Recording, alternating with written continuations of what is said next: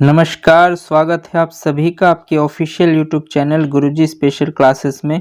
मैं हूं निमाई साना, आपके समक्ष उपस्थित हूं साइकोलॉजी विषय वस्तु को लेकर।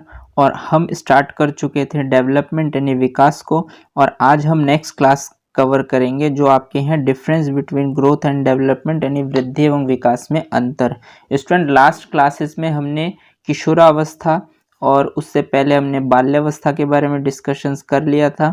आज के क्लासेस में आपके जो स्टेजेस यानी कि जो चरण हैं, जो अवस्थाएं हैं, वो 4 प्रकार की हैं, वो कंप्लीट हो चुके थे। अब हम नेक्स्ट क्लास स्टार्ट करते हैं इसी चैप्टर में, वो है आपके वृद्धि एवं विकास में अंतर। तो देखिए, आज हम स्टार्ट करने वाले हैं वृद्धि एवं विकास में अंतर, जहां से पेपर में प्रश्न पूछे जाते हैं कि difference between growth and development क्या होता है। तो देखिए स्टूडेंट्स, ये जो ग्रोथ वर्ड है और जो डेवलपमेंट वर्ड है, इन दोनों में क्या अंतर होता है, क्या डिफरेंस होते हैं, यहाँ से भी प्रश्न कई बार पूछे गए हैं, इसीलिए ये भी आपके लिए इम्पोर्टेंट है। तो सबसे पहले देखते हैं, वृद्धि एवं विकास दोनों ही गर्भधारण काल से प्रारंभ हो जाते हैं। स्टूडेंट्स, वृद्धि जो है और विकास जो है, ये दोनों ही कब से स्टार्ट होते हैं? गर्भधारण से। क्योंकि जो वृद्धि होता है वो फिजिकल डेवलपमेंट को रिप्रेजेंट करता है, यानी कि अगर हम एक शब्दों में बात करें तो वृद्धि विकास का ही एक पार्ट है। यानी विकास तो बहुत ज़्यादा व्यापक शब्द है, यानी कि व्यापक हिस्सा है, और जो वृद्धि है वो संकुचित अर्थ है। यानी अगर हम बात करें, वृद्धि विकास का ही एक भाग है। और आपको पता है, विकास की अगर हम एरियाज़ की बात करें, यानी एरियाज ऑफ डेवलपमेंट, विकास के क्षेत्र की बात करें, तो वो 6 प्रकार के थे। फिजिकल डेवलपमेंट, मेंटल डेवलपमेंट, फिर आपका language development, moral development, emotional development, है ना। और इस तरीके से जो भी आपके 6 डेवलपमेंट के क्षेत्र थे, उसमें एक पार्ट आता है वृद्धि, जो फिजिकल डेवलपमेंट के अंतर्गत आता है। तो जो वृद्धि है वो विकास का ही एक पार्ट होता है, इसीलिए यहाँ से क्वेश्चंस पूछा जाता है कि वृद्धि एवं विकास में क्या अंतर होते हैं। तो अगर आपसे सीधे सीधे क्वेश्चंस पूछे जाए, वृद्धि एवं विकास दोनों ही गर्भधारण काल से प्रारंभ हो जाते हैं। नेक्स्ट पॉइंट है, वृद्धि विकास का एक भाग है जो हमारे शरीर में होने वाले शारीरिक परिवर्तनों को संदर्भित करता है। देखिए यहाँ पर नेक्स्ट पॉइंट है आपके पास कि वृद्धि क्या है? विकास का ही एक भाग है, और जो हमारे शरीर में होने वाले शारीरिक परिवर्तनों को संदर्भित करता है। लेकिन विकास हमारे व्यवहार में होने वाले परिवर्तन को संदर्भित करता है। अगर मैं बात करूं ग्रोथ आपके सिर्फ क्या दर्शाता है? फिजिकल डेवलपमेंट को। बट अगर आप बात करें डेवलपमेंट क्या होता है, तो डेवलपमेंट आपके बिहेवियर को दर्शाता है, यानी डेवलपमेंट आपके बिहेवियर को रिप्रेजेंट करते हैं। यानी अगर आपके अंदर डेवलपमेंट हुआ है तो आपका व्यवहार बताएगा कि आपके अंदर वास्तव में डेवलपमेंट हुए हैं कि नहीं हुए हैं। लेकिन अगर आपके अंदर वृद्धि हुई है तो वो आपके सिर्फ क्या करेंगे? शारीरिक परिवर्तनों को संदर्भित करेगा। या तो आपकी हाइट बढ़ जाएगी या फिर आपका वेट बढ़ जाएगा। इस तरीके से जब भी आपके बॉडी में शारीरिक परिवर्तन होंगे, यानी फिजिकल चेंजेस होंगे, तो वो वृद्धि को रिप्रेजेंट करेगा। और जब आपकी बातचीत या हाव भाव या आपके बिहेवियर में चेंज होंगे तो वो आपके डेवलपमेंट को रिप्रेजेंट करते हैं। तो आसान शब्दों में अगर आप बात करें, वृद्धि एवं विकास में सिंपल सा क्या अंतर है, तो वृद्धि आपके फिजिकल डेवलपमेंट को रिप्रेजेंट करता है और विकास आपके व्यवहार को रिप्रेजेंट करता है। तो ये पॉइंट आपको क्लियर होने चाहिए। तो नेक्स्ट देखिए, वृद्धि और विकास में कुछ इंपॉर्टेंट अंतर है जहां से प्रश्न पूछे जाते हैं, तो उन पर बात करते हैं। तो सबसे पहले आपके पास है वृद्धि। वृद्धि क्या है? यह स्पष्ट रूप से दृश्य है, यानी कि स्टूडेंट्स आप वृद्धि को देख सकते हैं। देख कैसे सकते हैं? मान लीजिए किसी बच्चे की हाइट बढ़ जाए तो आप उसको देखकर समझ सकते हैं कि हाँ, इसकी हाइट बढ़ी हुई है। या मान लीजिए किसी बच्चे का वेट बढ़ गया तो उसे भी आप देख सकते हैं, या उसे मेज़र कर सकते हैं, उसे देख भी सकते हैं। बट अगर हम बात करें विकास, तो यह स्पष्ट रूप से दृश्य नहीं है। मतलब विकास को आप देख नहीं सकते। मान लीजिए आप किसी व्यक्ति से बात करते हैं, तो जब आप किसी व्यक्ति से बात करते हैं और उनके हाव भाव या उनके बात करने के तरीके आपको ये बताते हैं कि हाँ, ये व्यक्ति पढ़ा लिखा है या ये व्यक्ति कम पढ़ा लिखा है, या इनकी सोच बहुत अच्छी है या इनकी सोच बहुत बेकार है। तो इसका मतलब जो विकास है वो आपके लिए दृश्य नहीं होते हैं, उनको आप देख नहीं सकते, सिर्फ आप फील कर सकते हैं, अनुभव कर सकते हैं। बट आप वृद्धि की अगर आप बात करेंगे, ग्रोथ की, तो ग्रोथ को आप स्पष्ट रूप से देख सकते हैं। हाइट के फॉर्म में या फिर वेट के फॉर्म में या और भी बहुत सारे चेंजेस में हो सकते हैं। नेक्स्ट पॉइंट पर हम बात करते हैं केवल शारीरिक पहलुओं में वृद्धि, यानी जब किसी व्यक्ति में सिर्फ शारीरिक पहलुओं में वृद्धि होता है तो उसी को ही हम क्या बोलते हैं, वृद्धि बोलते हैं। लेकिन इसमें समग्र परिवर्तन होता है। डेवलपमेंट में क्या होता है कि व्यक्ति में समग्र परिवर्तन होता है। जब व्यक्ति में हर चीज में चेंजेस होते हैं, परिवर्तन होते हैं, तो उसको हम डेवलपमेंट कहते हैं। लेकिन जब सिर्फ शारीरिक परिवर्तन होते हैं तो उसको हम क्या बोलते हैं, वृद्धि बोलते हैं। क्लियर है। नेक्स्ट पॉइंट देखिए, इसमें मात्रात्मक पहलुओं में परिवर्तन होता है, यानी कि मात्रात्मक का मतलब ये हुआ कि मैग्नीट्यूड, आप इससे माप सकते हैं। जैसे मान लीजिए वेट किसी का 50 किलो है, कुछ दिन बाद उसके 52 किलो हो सकते हैं, 55 किलो हो सकते हैं। तो ये क्या है, मात्रात्मक, यानी कि क्वांटिटेटिव है, आप इसको मेजर कर सकते हैं। बट इसमें क्या होता है विकास में, इसमें गुणात्मक के साथ साथ मात्रात्मक, यानी कि इसमें मात्रात्मक तो हो सकते हैं कि आपके मार्क्स के थ्रू भी आप किसी का डेवलपमेंट चेकआउट कर सकते हैं, बट उसमें ज़्यादातर आपकी क्वालिटी यानी कि गुण को दर्शाते हैं। तो ये मात्रात्मक यानी क्वांटिटेटिव के साथ साथ क्वालिटेटिव भी होते हैं। तो ध्यान रखेंगे डेवलपमेंट किस प्रकार की प्रक्रिया है, तो क्वांटिटेटिव प्लस क्वालिटेटिव। बट वृद्धि किस प्रकार की प्रक्रिया, तो सिर्फ क्वांटिटेटिव यानी कि सिर्फ मात्रात्मक। और विकास क्या है, गुणात्मक प्लस मात्रात्मक दोनों है।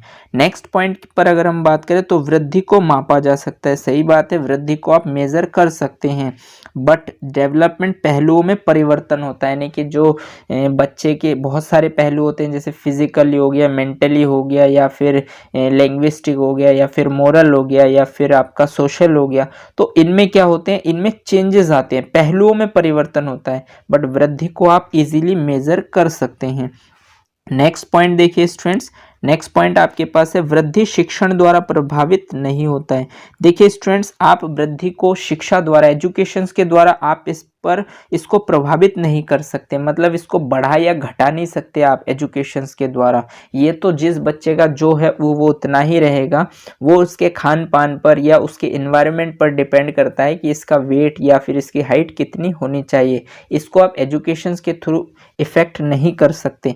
बट अगर हम बात करें विकास की, तो विकास शिक्षण द्वारा प्रभावित होता है, यानी कि विकास क्या होता है, शिक्षण द्वारा प्रभावित होता है। विकास को आप कैसे प्रभावित कर सकते हैं, यानी कि कैसे डेवलप कर सकते हैं, किस तरीके से इसमें चेंजेस कर सकते हैं, तो उसको आप एजुकेशन के थ्रू कर सकते हैं। आप हर एक पहलू पर आप बच्चे को एजुकेशन देकर उसके डेवलपमेंट को प्रभावित कर सकते हैं, बट वृद्धि को आप प्रभावित नहीं कर सकते। नेक्स्ट पॉइंट की अगर हम बात करें स्टूडेंट, तो ये वृद्धि निर्देशात्मक नहीं है, यानी कि वृद्धि को आप निर्देशात्मक, मतलब आप इसको निर्देश देकर आप इसे डायरेक्शन नहीं दिखा सकते कि वृद्धि जो है इस डायरेक्शन में होना चाहिए। बट विकास प्रगतिशील और अनुक्रमिक है, यानी विकास प्रगतिशील और अनुक्रमिक है, मतलब विकास क्या होता है, प्रोग्रेसिव मोड में होता है और ये एक सीक्वेंस में होता है। ऐसा नहीं है कि विकास कोई सा भी आएगा और सबसे पहले हो जाएगा। विकास में क्रम होता है। जैसे मान लीजिए विकास सबसे पहले बच्चे का होता है फिजिकली, यानी शारीरिक विकास होता है। जब बच्चे का शरीर स्वस्थ होता है तब उसका मेंटल विकास भी होता है, यानी कि उसका मन भी स्वस्थ होता है। और जब बच्चे का मन स्वस्थ होता है तो उसका इमोशन भी ठीक होता है, यानी कि उसके हाव भाव भी ठीक होते हैं। और जब बच्चे का इमोशन सही होता है, यानी कि वो उसके भावनात्मक विकास सही होते हैं, तो उसका लैंग्वेज डेवलपमेंट भी होता है। और जब उसका लैंग्वेज डेवलपमेंट सही होता है तो उसका सोशल डेवलपमेंट भी होता है, क्योंकि लैंग्वेज जितना ज़्यादा समाज के संपर्क में रहेगा तो वो समाज की बातों को समझ पाएगा, और जितना ज़्यादा उसका सोशल डेवलपमेंट होगा उतना ही उसका मोरल डेवलपमेंट होगा। तो अगर हम बात करें विकास कैसे होते हैं, तो विकास एक क्रम में होते हैं। सबसे पहले बच्चे का शारीरिक विकास होता है, फिर उसका मेंटल डेवलपमेंट होता है, फिर उसके इमोशनल डेवलपमेंट होते हैं, उसके बाद उसका लैंग्वेज डेवलपमेंट होता है, उसके बाद उसका सोशल डेवलपमेंट होता है, और उसके बाद उसका नैतिक डेवलपमेंट होता है। इसका मतलब विकास क्या है, एक प्रगतिशील प्रोसेस यानी प्रोग्रेसिव मोड है, और वो एक सीक्वेंस के थ्रू होता है, यानी कि एक के बाद दूसरा उससे रिलेट होता है। बट जो आपकी वृद्धि है वो निर्देशात्मक नहीं है, यानी कि उसको आप एक डायरेक्शन में नहीं भेज सकते। क्लियर है। नेक्स्ट पॉइंट है लास्ट, कि वृद्धि एक पहलू है, यानी कि वृद्धि सिर्फ एक पहलू है और विकास जटिल और कई प्रकार की पहलू, यानी कि आपने देखा विकास में बहुत सारे पक्ष सम्मिलित होते हैं, जैसे शारीरिक पक्ष, मानसिक पक्ष, भावनात्मक पक्ष, भाषाई पक्ष, फिर आपके सामाजिक पक्ष, नैतिक पक्ष। तो आपने देखा कि वृद्धि क्या है, एक पहलू है, जबकि विकास जटिल और कई प्रकार की पहलू है। चलिए स्टूडेंट्स, नेक्स्ट हम पढ़ते हैं विकास एवं अधिगम में संबंध। तो देखिए विकास एवं अधिगम में क्या संबंध होता है, relation between development and learning, यानी कि जो आप ये डेवलपमेंट टॉपिक पढ़ रहे हैं और इसका लर्निंग के साथ क्या रिलेशन है। यानी स्टूडेंट्स, इस टॉपिक को जो आपने पढ़ा है अभी तक, जो लास्ट क्लासेस से आप पढ़ते आ रहे हैं, और डेवलपमेंट टॉपिक आपसे आयोग पूछ रही है, यानी कि यहाँ से आपसे क्वेश्चंस पूछे जाते हैं, तो कहीं ना कहीं कोई ना कोई रिलेशंस तो जरूर है। तो आपने इस टॉपिक को पढ़ा है तो आपने क्या सीखा है इस टॉपिक से रिलेटेड, इसीलिए जानना ज़रूरी है कि आप जो भी टॉपिक पढ़ते हैं तो वो क्यों पढ़ते हैं, या फिर आपको सिलेबस में इस टॉपिक को क्यों दिया है और सबसे पहले ही क्यों दिया है। तो किसी भी बच्चे का डेवलपमेंट आप जानते हैं बिल्कुल गर्भधारण से स्टार्ट हो जाता है, तो कहीं ना कहीं जब बच्चे का डेवलपमेंट गर्भधारण से स्टार्ट हो जाते हैं तो आप साइकोलॉजी को फिर बीच में से क्यों स्टार्ट करते हैं, आपको भी डेवलपमेंट स्टार्टिंग से ही करने चाहिए। तो ये आयोग की कहीं ना कहीं मानसिकता है जिसको हमें समझना होगा। तो देखिए डेवलपमेंट टॉपिक को जो आपने अभी तक पढ़ा है और आपने इसमें से क्या सीखा है, इसको जानना ज़रूरी है। जब तक आप इस चीज़ को नहीं जानेंगे तब तक आप चीज़ों को सही तरीके से समझ नहीं पाएंगे, या आयोग की जो रणनीति है उसको भी नहीं समझ पाएंगे। तो चलिए स्टार्ट करते हैं और देखते हैं कि डेवलपमेंट एंड लर्निंग में क्या रिलेशंस होते हैं। तो इसमें फर्स्ट पॉइंट आपके है विकास और शिक्षण के मध्य संबंध समझना महत्वपूर्ण है।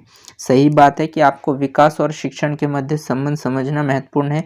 कुछ मनोवैज्ञानिक मानते हैं कि शिक्षण विकास की ओर ले जाता है। देखिए कुछ साइकोलॉजिस्ट आपके ये मानते हैं कि जो एजुकेशन है ना वो डेवलपमेंट की ओर ले जाते हैं, यानी कि जब आप एजुकेशन लेते हैं तभी आप डेवलप हो पाते हैं, ऐसे कुछ साइकोलॉजिस्ट मानते हैं। जबकि अन्य कुछ मनोवैज्ञानिक का मानना है कि विकास शिक्षण की ओर ले जाता है, यानी कि डेवलपमेंट आपके एजुकेशन की तरफ ले जाते हैं। यानी कि यहाँ पर आप अगर बात करेंगे तो साइकोलॉजिस्टों में भी द्वंद्व है कि कुछ साइकोलॉजिस्ट मानते हैं कि एजुकेशन आपको डेवलप करता है, और कुछ साइकोलॉजिस्ट मानते हैं कि आपके डेवलपमेंट, यानी कि आपका डेवलपमेंट आपका के एजुकेशन की ओर ले जाता है। तो इसीलिए साइकोलॉजिस्ट में कुछ दुविधा है, लेकिन इसको हम क्यों पढ़ रहे हैं इसके पीछे के रीजन को भी जानते हैं। तो देखिए नेक्स्ट पॉइंट में आपके पास मेंशन है विकास एवं शिक्षण हेतु एक सुरक्षित वातावरण अनिवार्य है।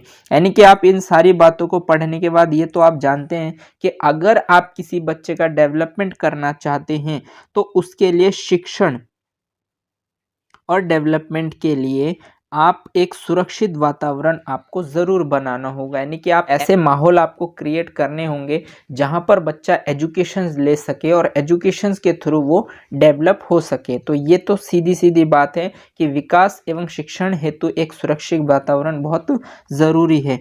दूसरा ये कि बच्चे को स्वयं की अभिव्यक्ति करने हेतु स्वतंत्रता का एहसास होना चाहिए। यानी कि स्टूडेंट्स यहाँ पर क्या होता है कि हम एज अ टीचर या फिर हमारे जो पेरेंट्स होते हैं वो क्या करते हैं कि बच्चे को हर तरीके से प्रेशराइज करते हैं या बच्चे पर अपनी इच्छाओं को थोपते हैं। ये बिल्कुल गलत बात है। बच्चे को स्वयं की अभिव्यक्ति करने हेतु स्वतंत्रता का एहसास होना चाहिए, यानी कि बच्चे को डिसाइड करने देना है आपको कि आपको क्या करना है। इस तरीके के एनवायरनमेंट को आपको क्रिएट करना है। लीजिए कि आप बच्चे को एजुकेशन दे रहे हैं तो आप उनको रट्टू तोता मत बनाइए कि आप जो है सिर्फ ए फॉर एप्पल ही पढ़ते रहें।